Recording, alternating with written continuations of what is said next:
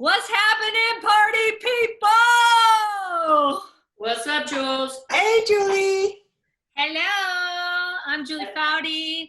That is Mia Hamm and Brandi Chastain. So nice to get a chance to chat with you all. Yeah, it's kind of nice to talk to you too. How are you two? How are you holding up? Doing lots of crosswords. Of course she is. Writing a lot of poetry in French. Doing Duolingo. Learning. Yeah. Hola. For Brandi, but only for Brandi. I'm missing all of you. I know. Same. Missing all of you. We need to do more Zoom chats. We've got another one coming up, actually. I'm going to send you an email on. Cool. Can we make them themed? Just costumes, prizes. Yeah, just to make them exciting. Oh no. Yeah. Good idea. Yeah, why not?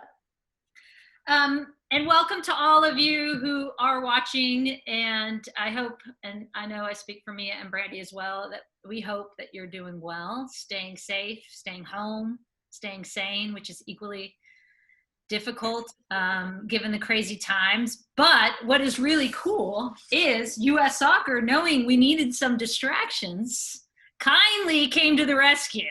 And they are going to be airing the USA, that was our team way back, 1997, versus England from Brandi's hometown, San Jose. Yeah, baby! Yeah, baby. You know, it's going to be on ussoccer.com. It's on US Soccer's YouTube channel. It's on its Facebook channel. It's everywhere. Twitter. Yeah, so we're going all the way back Do it. to 1997, May, what is it, 9th? What's the date? I don't know. Doesn't matter. It's May 1997.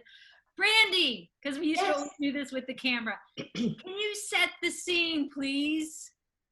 It's a lovely day in spring in San Jose, California, and the U.S. women's national team is going to be playing in California for the, what time, Julie? How many times did we play in California? This is crazy, honestly. We just learned this. Only the second time in California.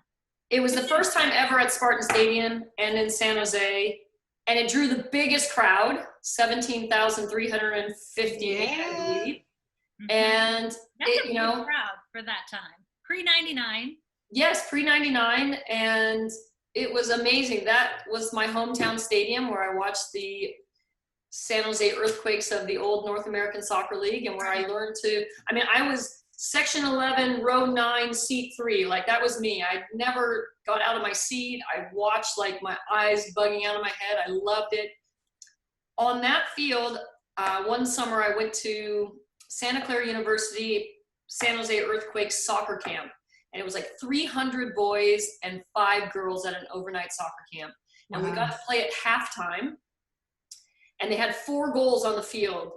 And I scored a goal, and the crowd cheered, and I thought, oh my gosh, that is the most amazing thing I've ever felt. So it's where I grew up learning and loving soccer. And so for me, it was an amazing chance to play in front of my family, in front of my hometown. But also for me, it's like really the place where soccer was born.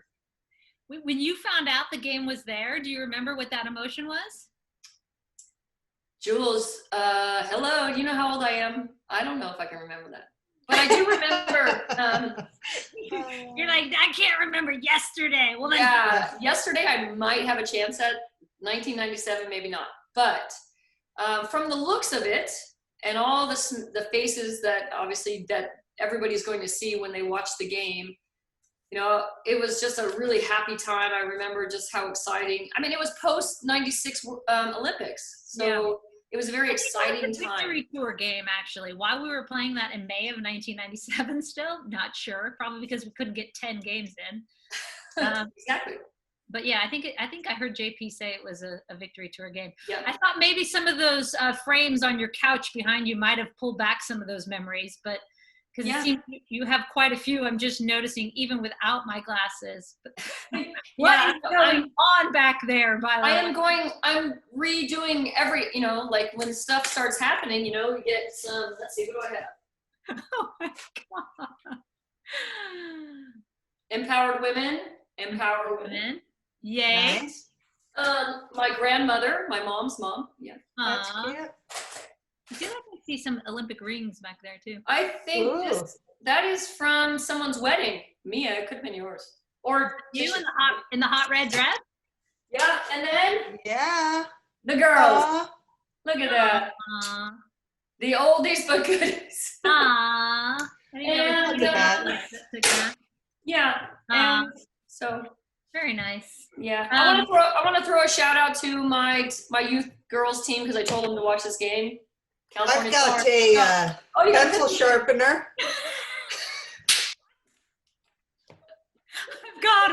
I've got a printer. Awesome. Really See, excited. Yeah. Wait, wait, no, come on, pull out your ukulele. I'm gonna. Yeah. Come on, Mia, strum it. It's gonna be somebody's birthday out there. Can you play it? it's gotta be some. It's gotta be. It's my uncle's birthday. Let's go. Let's see it. This is your first song. No, live? I can't. I Can can't. you do it live on YouTube? I have stage fright. Oh man. That's real. No. Tish and I are starting a band. Yeah. What's the name of your band? They're going to be called Quarantine Yeah. Hobbies. The Quarantinis. Oh God. All right, Mia, what do you remember from this game? Because I'm just going to foreshadow this a little bit. If people don't recall what happened in this game, if I had a game like that, I'd be able to recall every single detail. No, I get asked a lot, like, what's your favorite goal you've ever scored? And it's actually this game. It's not a goal, but the series of goals, because for me, as a forward, you're always trying to become a finisher, a goal scorer, as opposed to someone who just hits the ball as hard as they can. And the thing about those 3 goals for me were they were all different. And one was a free kick that was driven, another one was a bending ball, and then the other one was I just cut it back. Freaking dribble, dude. That's what it was called. It was a fast break with Tiffany Milbritt, so I was just trying to keep up with her. But I think for me, that just gave me so much confidence in terms of where I wanted to be as a finisher for our team, that I was starting to accrue the skill sets to be able to call myself that, rather than just trying to hit the ball as hard as I could every time. Yeah. Or just be lethal from 1 yard out like me. Yeah, I was gonna say Jules, pretty impressive. Very impressive. Don't give it away though. Don't give it away. Don't give it away. But I love it. Like when Jules scores, it's like this element of surprise, on this look of surprise on her face, like, oh my God. It's pure joy. I look up to the sky. You almost made me have water come out of my nose. Oh my God. Those 3 goals, to your point, the first one, you had to have been, I mean, it felt like 300 yards out, but you were a good 30 yards out, and then and driven.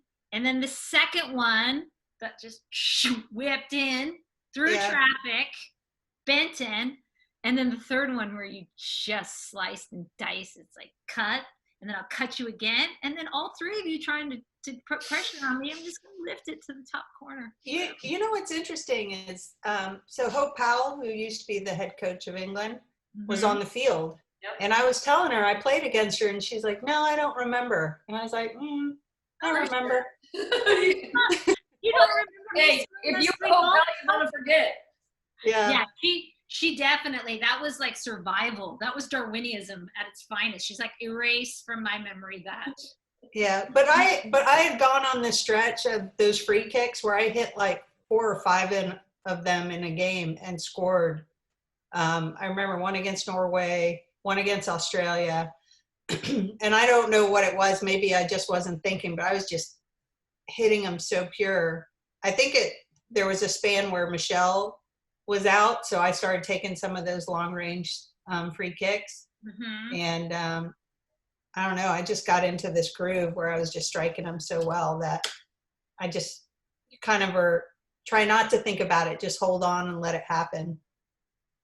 I remember too that groove of you and Millie, and Mac just like running through teams. I mean, they couldn't keep up with the pace of you guys. And that was a perfect example of that goal, that third one. I mean, the first goal that Mac scores in this game, people talk about like different players you played with. First of all, you try to tell players about keeping everything short, through, and compact. And that her first goal is just like that. It's really short to the ball. It's a compact follow through, and that's what keeps it so low. But she probably hit the heaviest ball I have ever witnessed. Mm-hmm. We're talking Shannon McMillan. Yes. For the crop who doesn't know. I want to say that goal was an all WCC affair, me to Millie to Mac.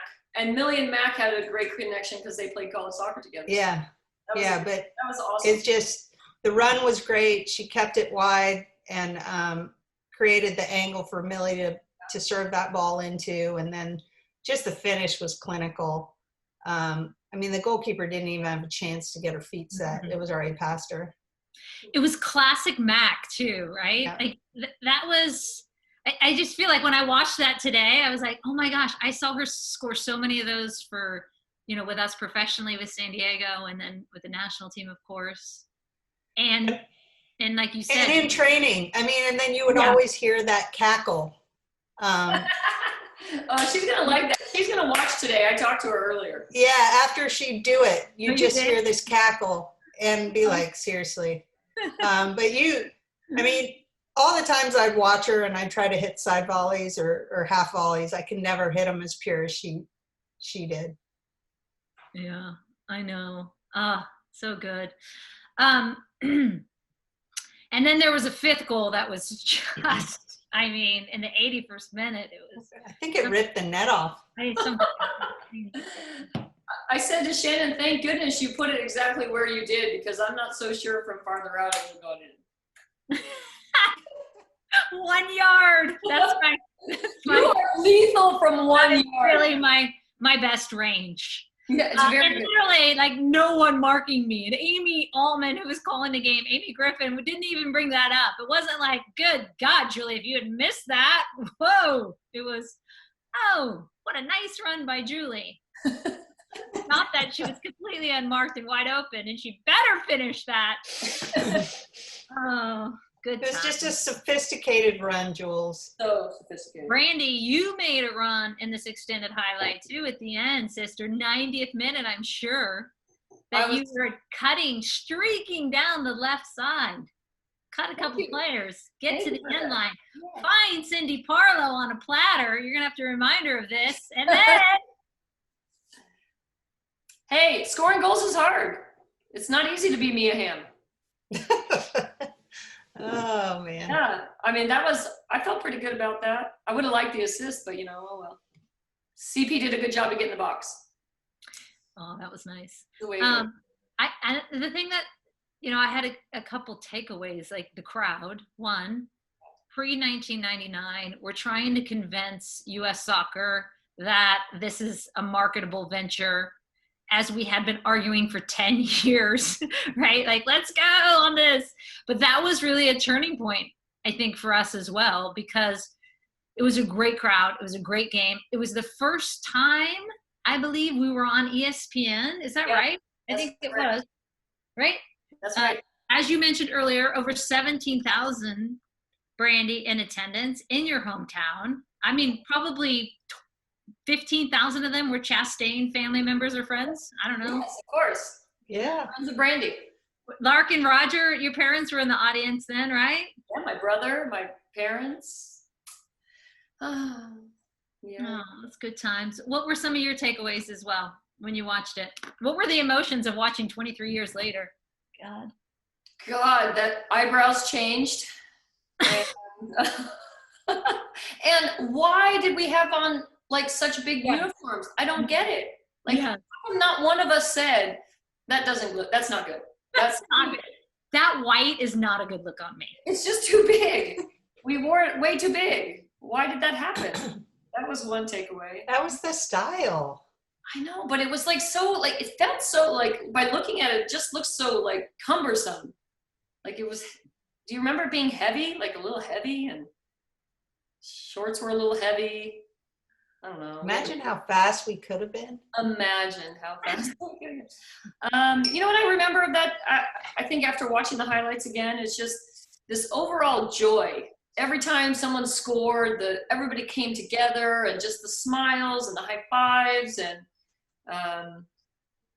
I just thought that was always so great, how excited we would get for one another. You know, whether we scored or somebody else scored, it was just always so fun.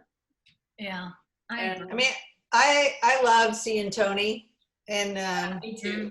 yeah, then when they kind of panned to him on the bench, and Oh, how about when Jules scored and then they panned to him? He's like, "Oh God!" I, to the contrary, thought that was the most excited he had been all game. Well, I mean, what I mean is, like, his smile was like, "Yeah, you better have scored it," but that was really great, Jules. Way to go, Jules. oh, I'm gonna have to live with this. That's more of what. Yeah, exactly. That's right. No, but I think just the joy on his face, and there was so much great momentum, kind of, you know, we just came off the Olympics, but then there's that span of, you know, 2.5 years where we don't know what's going to happen.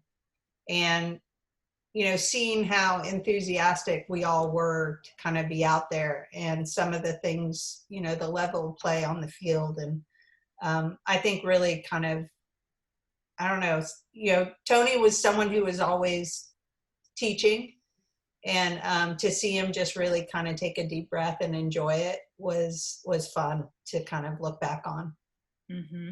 And that is the time period, because it's always that, you know, World Cup, Olympics, 3-year gap, which was always our challenge, as you were saying, is to create some momentum outside of a World Cup or Olympic year.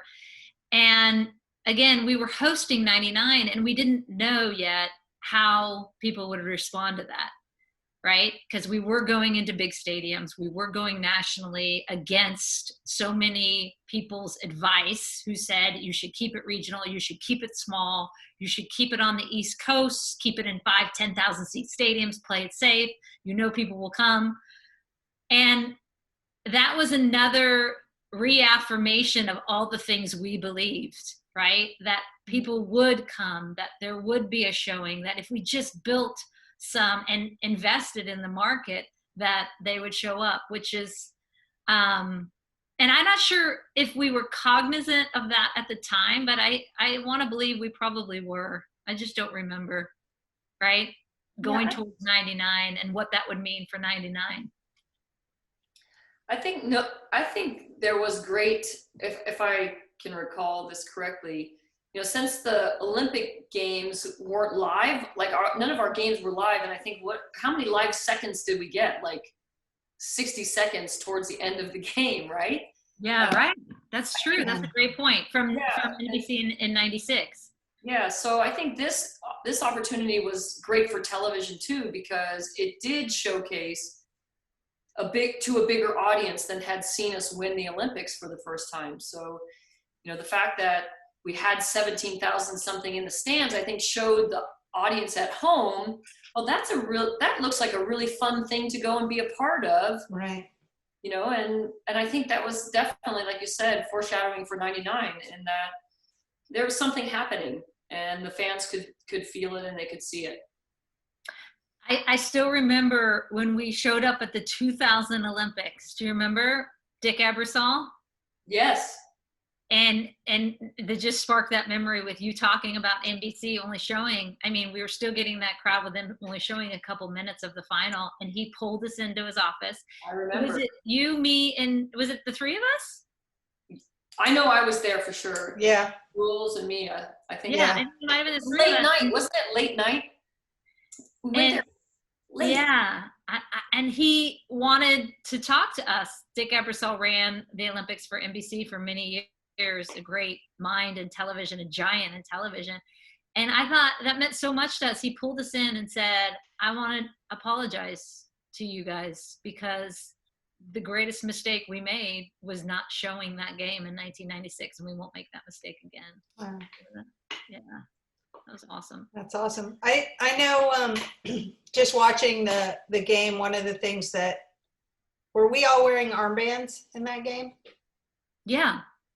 So because it was May 97, so today is actually the 23rd anniversary of my brother passing. And so I think you guys we were still wearing the armbands for my brother, because I was sitting there going, wait, are those the same armbands that we were wearing? And it was. And so I just want to say thanks again for all you guys doing that for me and my family, and supporting us throughout all of that. I remember him passing 3 weeks prior to that game, and being with my family was so important, but obviously being with you guys, just being able to kind of get lost in the game and kind of find comfort in knowing that I was able to play and stay physically active when he wasn't able to. So just that glimpse of those armbands made me think about, and then the fact that we're talking about it today is just wow. And then we're re-airing that game today. That's wow. And my family will be watching. My sisters were the ones saying, hey, did you know about this? And I was like, yeah, I'm going to talk about it in a couple hours. Oh, oh my gosh, Mish. And then for you to have the game that you had 3 weeks later. Oh my gosh. Well, I think you just realize, I mean, you can talk on this in terms of loss in your life, and how this team and this game kind of helps you heal in ways that you never thought imaginable. And so I think for me, it was just a really great way to kind of, as Colleen talked about, hunt joy, just find the joy in what I'm able to do, and the people my teammates and friends that I'm able to do that with. And so just being able to kind of step aside from that and grieve in a way that was more therapeutic for me, I think was important to do. Mm-hmm. Yeah. Our team was always really good at hunting joy and finding joy and spraying it around. I mean, the amazing thing too is to this day that, that we're all still so tight in that sense, right? And that, as I always say to you guys, you're stuck with me for life, but that we're still able to connect in so many different ways. And even if we haven't seen each other, it's seamless, right? This You're a lot, Foudy, so a little of you goes a long way. I need you in small doses, right? That's what you're thinking. But that's the thing I always tell my kids, and when I talk to teams, and I know right now when teams are struggling or seniors are struggling because they've missed out on a season, or they're missing out on walking through graduation, whether it's high school or college, the thing I always say is, you may not have that moment, but you have these friends for the rest of your lives, right? And they really, that's been one of the gifts of my life, is having you all still present in my kids' lives. Izzy just popped on to say hi before we started this. Deck's going to be mad because he's upstairs and he didn't get to say hi. So I love you. Yeah. Love you too. And I think, sorry, B, go ahead. No, I was just going to say, like when Mia was talking about her brother, and, when I lost my mom, I was with the team. And I couldn't imagine being anywhere else. I love my brother and I love my husband, but you were my sisters, and I can't imagine that having been any other way. And I was exactly where I was supposed to be. And my mom, I think she would have been happy to know that. And so I think there is this long lasting, we play the games in the moments, right? Those are amazing moments that we've had in our life, but I think it's the lasting legacy of our friendship. I think that's really what has made all those moments and that people get to see in the game so special. And even though you give me a rash of crap all the time, I'm going to take it from you every time.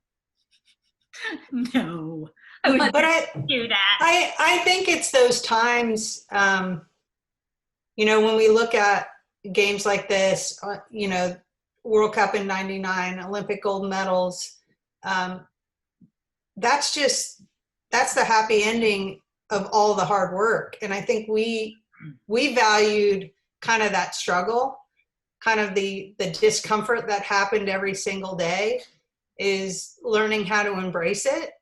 And because, you know, at the end that there's this feeling and this sense of you earned to be that, you know, you earned to stand on the top step of the podium because of what you invested into it. And it wasn't just one player, it was all of us together, and we all needed each other more so at certain times than others. You know, there were days where I was really struggling in one aspect, and you guys were kind of there to pick me up and drag me across the finish line, and vice versa. And so I think that sense of knowing that no matter how vulnerable you were at times, that we kind of stayed together, and just makes all the victories and the great times even that much better because of what we were able to kind of do together. Yeah, it really is the gift that keeps on giving, because when people want you to pick a moment or a highlight, or, you know, an Olympics or a World Cup you won, and I never go to that. I mean, the first thing that always comes to mind, the memory or the thing I miss the most or the highlight, is us just laughing or us being together. I mean, and it's the hardest thing, and was the hardest transition, honestly. It wasn't missing the game, it was missing all of you and the craziness that came with that. So and it's a good reminder to young kids. I love when they hear us talk this way, in a sense of like, there's so much you get out of sport physically, but so much you're going to get emotionally and mentally and psychologically from that base of friends that will stay with you forever. Did you watch the Emily Sonnet, Rose Lavelle, and Sam Ewis video before the Australia-USA game? No. I'm happy that they seem to be having these kind of friendships too, and they laugh and they're telling stories, and, you know, just like who did this and who did that, and just, you know, I think it's that carefree joy and friendship like we had, and I'm happy to see that. But I got to ask you a question that they asked on that, and if you don't say me, then I know why you're wrong. So, if you had to be stuck in quarantine with anybody, Julie, from our team, who would it be? Oh, really? That's a good one. Now, I'm going to let you think on that. And the reason why I said you would say me is because I'm going to give myself props on this. I was very good at collecting all the snacks in the house before. Yeah, I was going to say you cooked a lot. We had lots of snacks, and I always had the food with me, and you're always like, why are you doing that? And I said, you're going to come back to me when you're hungry, which would be like in 15 minutes. And then sure enough, you'd come back. But Mia had the best wine. Okay, fair enough. It will be Mia then. That's hard. Food or wine? Food or wine? As long as I don't have to do like 1,000 sit-ups a day, Brandi. Star jumps. Come on. Let's go, people. That's Brandi. You guys. All right, put your jerseys on. Let's go. Are you serious? We're out of time. It's time for the game. Oh no. On my clock. You got your jersey? I didn't warn you. Oh, look, Brandi's. I just have my pencil sharpener. Party people. Oh, wait, what? Is that the real sports bra? That's it, baby. Oh my God, I thought it was in a museum. It's on your couch. No, it's not on my couch. It's on my wall. Brandi, just get naked. It's the same thing. Hell no. No, it's game time. It's been too many years, my friend. All right, the game, a reminder, kicks off 8 p.m. Eastern on probably what you're watching right now. I don't know, 5 p.m. Pacific time for those who are time zone challenged. That's my timer saying we're at 30 minutes. JP Della Camera, Amy Allman, now Griffin on the call. I love you all. Enjoy. What do you say?